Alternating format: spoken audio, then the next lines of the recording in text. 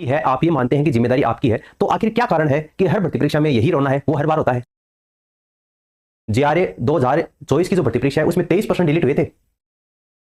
पशु टीचर की जो एग्जाम हुई थी, काफी अभ्यर्थी उसमें निराश हैं। एक तो एग्जाम में जो परसेंट डिलीट हुई है, और जो नॉर्मलाइजेशन की प्रक्रिया को आप अपनाते हो, उसके साथ में बच्चों के भविष्य के साथ में जो खिलवाड़ करते हो, जो जिनके नंबर कम आते हैं उनको तो आप बढ़ा देते हो, और जो चयन में आते हैं बच्चे, उनके नंबर कम करके आप उनको मेरिट से नीचे लेकर खड़े कर देते हो। कहां तक उचित है नॉर्मलाइजेशन के नाम पर बच्चों के भविष्य के साथ में खिलवाड़ करना? लगभग हर भर्ती परीक्षा में या तो 7 से 8% डिलीट होते हैं, या 10 से 11% डिलीट होते हैं, और 4-5% ऐसे हैं जिनके उत्तर बदल दिए जाते हैं। 150 में से 20-21% की फेरबदली कोई मामूली फेरबदली नहीं होती। इस गलाकाट प्रतियोगिता के अंतर्गत आज के समय में 0.11 नंबर से अभ्यर्थी पीछे हो जाता है। इस बात का पता नहीं आपको? कुर्सी पर बैठे हो तो जिम्मेदारी भी आपकी है।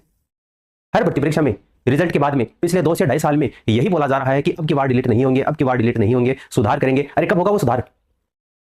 आपके पास राजस्थान में क्या ऐसे पेपर सेटर्स नहीं है, ऐसे एक्सपर्ट नहीं है जो परीक्षा के सिलेबस के अकॉर्डिंग 150 प्रश्नों का 1 प्रश्न पत्र तैयार कर सके? क्या असमर्थ है आप? और अगर नहीं है तो भर्ती परीक्षाएं करवाकर कोई एहसान थोड़ी कर रहे हो, मना ही कर दो फिर तो। आखिर क्यों बच्चों को पत्थर को गुड़ बताकर आप चटवाते हो, ये बताओ। अगर स्टूडेंट की कोई गलती होती है तब तो बोर्ड तुरंत आ जाता है कार्रवाई करने के लिए। पहले तो ये प्रश्न पत्र में ये जो आपके प्रश्न है ये डिलीट करवाते हैं, पहले आंसर की जारी करते हैं, फिर आपत्ति के नाम पर विद्यार्थियों से 300-300 रुपए 400-400 रुपए वसूले जाते हैं। वो तो जायज लगता है आपको, लेकिन पेपर सेटर से जो आपके प्रश्न गलत बनाता है वो आपको जायज नहीं लगता। इनके ऊपर कोई फाइन नहीं लगाया जाता। कहने को कह देते हो कि ब्लैकलिस्ट कर दिया, जुर्माना लगा दिया, इनका रिकॉर्ड कहां है? विद्यार्थियों के सामने उजागर क्यों नहीं करते आप? इतनी लापरवाही क्यों की जा रही है? हाँ, पेपर हार्ड बनाओ, कोई दिक्कत नहीं है, लेकिन कम से कम जो सिलेबस का एक ब्लूप्रिंट होता है उसके ऊपर तो आधारित होना चाहिए आपका पेपर।